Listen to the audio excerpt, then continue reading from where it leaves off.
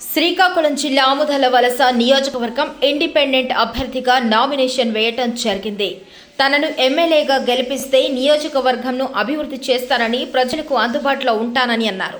ఆముదాల వలసలో గడిచిన 2 దశాబ్దాలుగా జరుగుతున్న కుటుంబ రాజకీయాలను పాతరేయాలన్న లక్ష్యంతో నియోజకవర్గం నలుమూలల నుండి వేలాదిగా తరలి వచ్చిన జనమే దీనికి సాక్ష్యం. స్వతంత్ర అభ్యర్థిగా మీరు గెలిచిన తర్వాత ఏం చేయాలి? ఖచ్చితంగా ఆముదాల వలస నియోజకవర్గం మొత్తాన్ని క్షేత్రస్థాయిలో పర్యటించి మిషన్ 2024 ఆముదాల వలస పేరుతో 10 అంశాలను మేము లక్ష్యాలుగా పెట్టుకున్నాం. ఖచ్చితంగా ఆ 10 అంశాలు పూర్తి చేసి ఈ నియోజకవర్గ అభివృద్ధికి ఖచ్చితంగా మా ప్రయత్నం మేము చేస్తాం. అందులో ఒకటి ఆముదాల వలస శ్రీకాకుళం రోడ్, 2 40 ఏళ్ల కాలం నుంచి ఈ ఆముదాల వలస మున్సిపాలిటీలో కుగ్రామాలకు కూడా అభివృద్ధి చెందినప్పటికీ ఆముదాల వలస మున్సిపాలిటీలో నేటికి ఏమాత్రం తాగునీరు లేని పరిస్థితి. మీరు ఒక్కసారి చూడండి, లక్ష్ముడిపేట కానివ్వండి, పంతులపేట కానివ్వండి, టీజీఆర్ నగర్ కాలనీ కానివ్వండి, ఎక్కడ చూసినా మంచినీళ్ళు లేని పరిస్థితి. ఖచ్చితంగా ఆముదాల వలస మున్సిపాలిటీలో ప్రతి ఇంటికి, అలాగే నియోజకవర్గంలో ఉండే ప్రతి గ్రామంలో త్రాగునీటి సమస్య లేకుండా చేయడం, అలాగే వ్యవసాయదారులు గడిచిన 3-4 సంవత్సరాలుగా ఆముదాల వలసలో కొత్తగడ్డ పూర్తి స్థాయిలో పునరుద్ధరణకు నోచుకోక వేలాది ఎకరాల రైతులు రోడ్డును పడ్డ పరిస్థితి. అలాగే ఒకసారి మీరు బూర్జ మండలంలో చూడండి, ఓనిగడ్డ 16 గ్రామాల్లో ప్రవహించే పరిస్థితి. కానీ గడిచిన దశాబ్ద కాలంగా దానిని పట్టించుకున్న నాదుడే లేదు. పొందూరు మండలంలో రెల్లిగడ్డ 2014లో అధికారంకి వచ్చిన డబల్ డమాబుస్ 13 కోట్ల వ్యయంతో నిర్మాణం చేపట్టారు. నిర్మాణం చేసిన నెల రోజులకే కొట్టుకుపోయింది.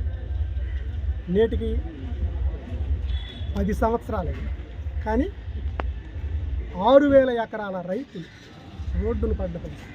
ఇక్కడ ఇంకో విషయం కూడా మీరు గమనించాలి. వాస్తవానికి గతంలో బ్రిటిష్ కాలంలో నిర్మించిన చెక్ డ్యామ్ వలన వర్షం వల్ల వాటర్ ఎక్కువై పంటలు పోయే పరిస్థితి ఉండేదేమో తప్ప నీరు లేక ఎండిపోయిన పరిస్థితి లేదు ఆ గ్రామాల్లో. కానీ ఈ మహానుభావుడు చేసిన పనికి 6,000 ఎకరాల రైతులు గడిచిన 8-9 సంవత్సరాలుగా పంటలు లేక అల్లాడిపోతున్న పరిస్థితి. అలాగే మడ్డు వలస ఫేజ్ 2 కీర్తిశేషులు పెద్దలు డాక్టర్ వైఎస్ రాజశేఖర రెడ్డి గారు చివరి చూపు కొందూరు జీసగడం మండలాలపై పడి 48 కోట్ల రూపాయలతో 12,500 ఎకరాల సాగునీరు ఇవ్వాలన్న ఉద్దేశంతో చేపట్టిన పరిస్థితుల్లో ఆయన ఉండేటి కాలంలోనే 28 కోట్లు మంజూరు చేసి సుమారు 70% పనులు చేసిన తర్వాత దురదృష్టం ఆయన చనిపోయిన తర్వాత నేటికి 15 సంవత్సరాలైంది. అల్లుడు పోతే మామ, మామ పోతే అల్లుడు. కానీ మిగిలిన 28%, 30% పనులు చేయలేక 12,500 ఎకరాల రైతుల పొట్టకొట్టిన పరిస్థితి. ఇటువంటి పరిస్థితుల్లో రైతులకు ఇవి క్లియర్ చేయాలని లక్ష్యంగా పెట్టుకున్నాం. ఇక కార్మికుల విషయానికి వస్తే ఈ నియోజకవర్గంలో నిరుద్యోగులకు ఏదైనా చేయాల్సింది పోయి కీర్తిశేషులు పెద్దలు బొడ్డేపల్లి రాజగోపాలరావు గారి పుణ్యాన్ని నిర్మించిన షుగర్ ఫ్యాక్టరీ అమ్మకానికి ఈ డమాబుస్ కారణమై కొన్ని వేలాది కుటుంబాలు రోడ్డును పడ్డాయి. మేనాలుడు వచ్చాడు 2014లో. ప్రశాంతంగా 800-900 కుటుంబాలు 800-900 మంది కార్మికులు పనిచేసుకునేవారు. కాన్కాస్ట్ దూసిలో ఉండే ఫ్యాక్టరీ దాని మూసివేతకు ఈయన కారణమయ్యారు. దురదృష్టం మరీ నీచం ఏంటంటే, ఒక సంస్థలో పనిచేసే ఉద్యోగి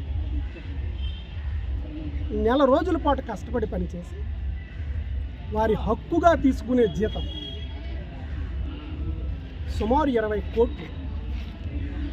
800 మంది కార్మికులు 20 కోట్ల రూపాయల జీతాలే ఇవ్వకుండా మూశారు. ఆయన 5 సంవత్సరాలు, ఈ డమాబుస్ 5 సంవత్సరాలు. కనీసం అక్కడ కార్మికులకు వారి హక్కుగా పనిచేసిన కాలానికి జీతాలు కూడా ఇప్పించుకోలేని దౌర్భాగ్యం ఈ నియోజకవర్గంలో ఈ కుటుంబ రాజకీయాల వలన జరిగింది. దీనిపై గతంలో మేము ముఖ్యమంత్రి గారి దృష్టికి తీసుకువెళ్ళాం. అలాగే న్యాయ పోరాటం కూడా పశ్చిమ బెంగాల్ యాజమాన్యం పశ్చిమ బెంగాల్ కాబట్టి అక్కడ ట్రిబ్యునల్లో కూడా ప్రయత్నం చేయడం జరుగుతుంది.